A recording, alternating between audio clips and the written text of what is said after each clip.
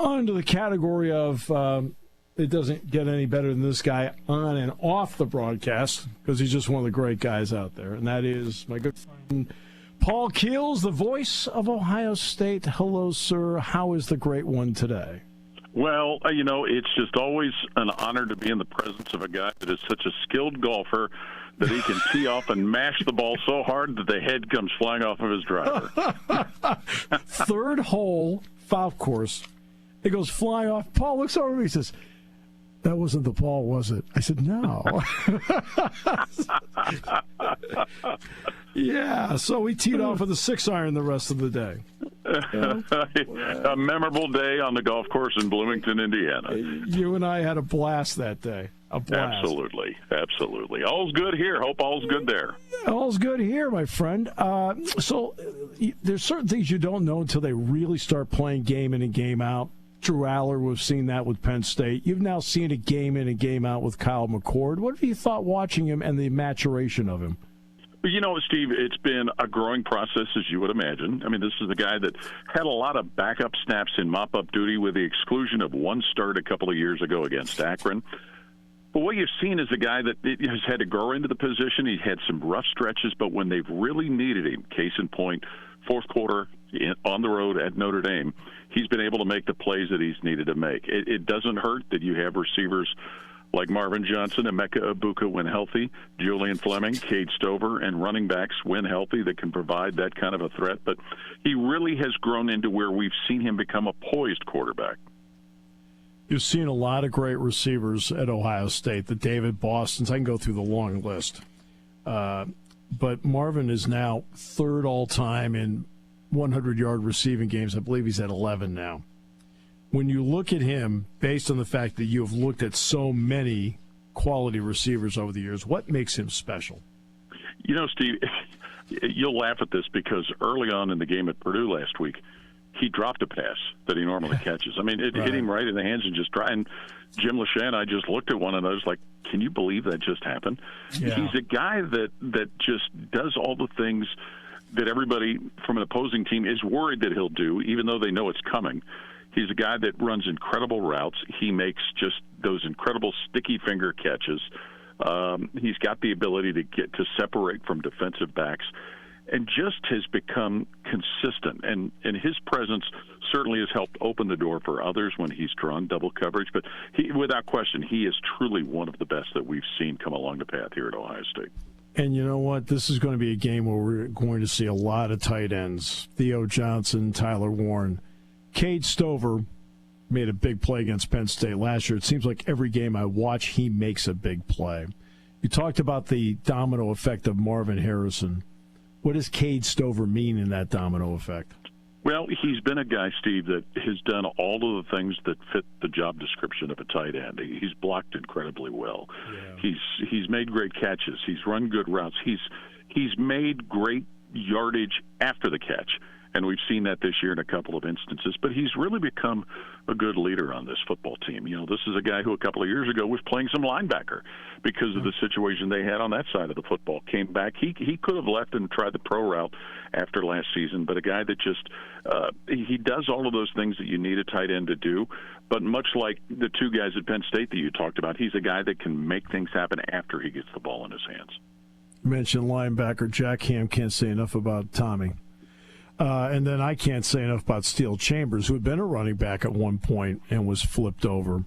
When you look at the two of them, what do they do to stabilize the Ohio State defense? Well, Tommy Eichenberg, and it's no surprise that Jack likes Tommy the way he plays because he plays a lot like Jack did. He's the quarterback out there. He sees everything that happens. He gets people lined up. He's a big, strong, physical guy that can move very well to get into positions. And Steele Chambers, because of that ability, as you mentioned, having been a running back, he's a guy that can cover a lot of territory.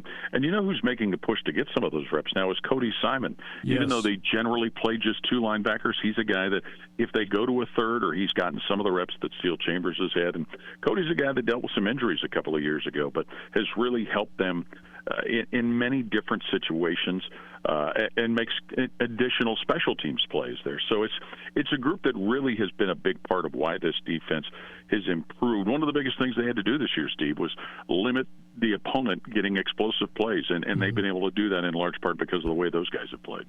Look, I know Denzel Burke is a terrific corner, but the guy I keep looking at all the time when I'm watching video is the sixth-year guy, Josh Proctor.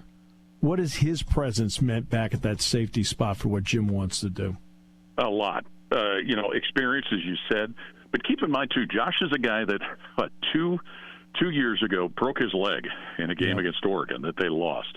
Last year, lost his starting job during the first game of the season. He let a big play get out of the gate against Notre Dame and could have, again, tried to pursue the pro route after last year, but his comeback has been a leader.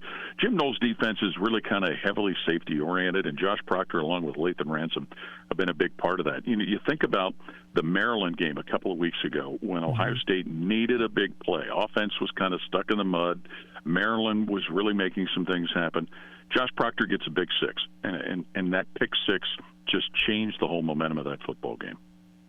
When you watched Ohio State play Notre Dame, and you knew it was going to be a four-quarter game, it was going to go the last few minutes, what did Ohio State show you in all three phases that made that a win for Ohio State? Well, and it's funny you mentioned three, Steve, because there was a punt that got Notre Dame pinned deep, even though the Irish drove downfield. But defensively, they had one, maybe two crucial stops of Notre Dame on fourth downs. One that was right down around the goal line that could have changed the momentum of that football game. The defense got the ball back for the offense when it looked like Notre Dame had an opportunity to try and grind the clock out. Surprisingly, Notre Dame was running some pass plays when they needed to chew the clock, and they weren't doing it. The defense got the ball back, and then you saw, and this goes back to what we were talking about with Kyle McCord, Steve.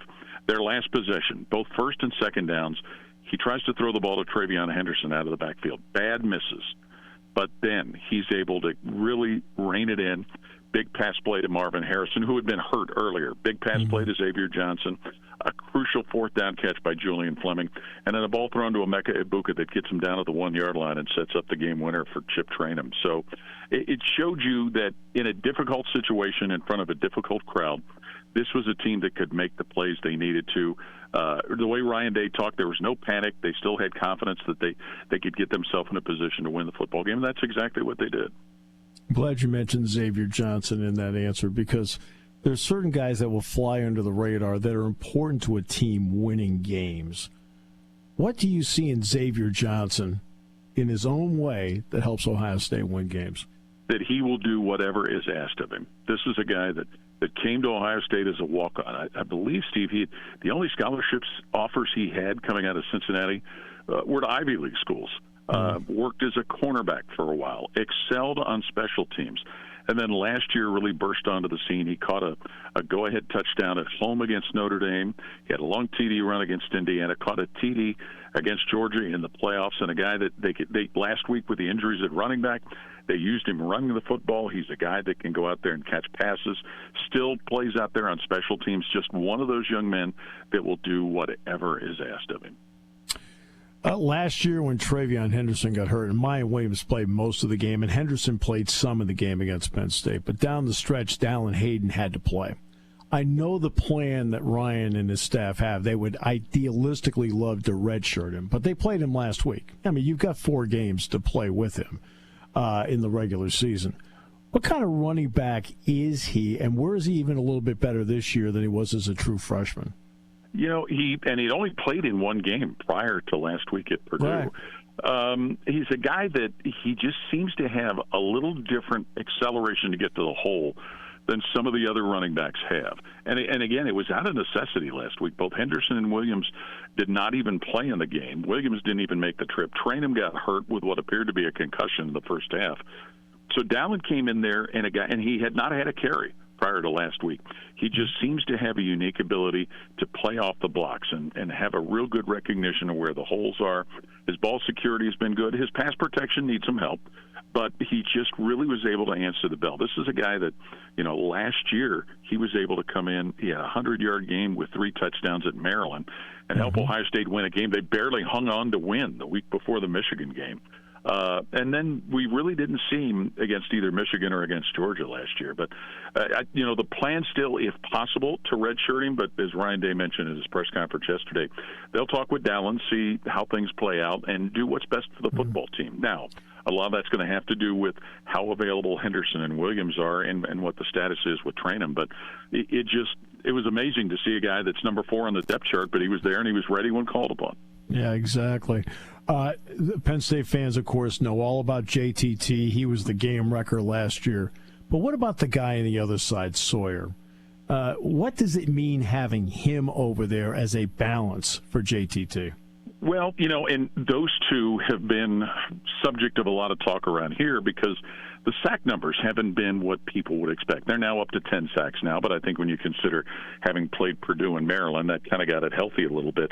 And then the sack numbers are probably down because they've been one of the best in the nation and not letting up explosive plays. They've not allowed a play over 40 yards. They've only allowed 4 plays of 30 or more yards. But what those two do, Tuimoloau and Sawyer at defensive ends, they play well off of one another. They take advantage of what the guys in the middle, like Mike Hall and Ty Hamilton and Tylee Williams, do. And because some of the teams early on, especially in some of the non-conference games, were getting rid of the ball early. Indiana in week 1 was running some triple option while they were trying to figure out who they were going to use at quarterback. But, what everybody's really looking for from both Tuimoloau and Sawyer is consistency. I mean, Jalen, he had a career in one game there at State College last year. I noticed. He's shown some flashes of that. He had a play at Notre Dame where he got back there and almost had another pick six like he had last year in State College. It's just seeing it consistently from both of them. Sawyer's a little more of a big physical bruising defensive end. Tuimoloau's got athletic ability. He was an outstanding high school basketball player. So they have different skill sets that allow them to really complement one another on each of those end spots. Are you sensing that this is more the type of defense that Jim Knowles has wanted to play? I think so, although he's talked about, Steve, what he'd like to do is maybe blitz a little more, and they haven't just because they've been concerned about letting things out the gate on the back end. And they're not, and you can relate to this because of your experience with Larry Johnson, they're not rotating as many defensive linemen as you normally have seen them do. They're giving their first 4 or 5 more of the reps. But I think what Jim Knowles has had to do really is kind of adjust what he'd like to do to make it suit the skill set of the players that they feel like are the best ones to have on the field. My friend, always a pleasure. I really look forward to seeing you on Saturday. The pleasure is all mine, and I look forward to the same. Great one. I bow to you. The outstanding Paul Keels.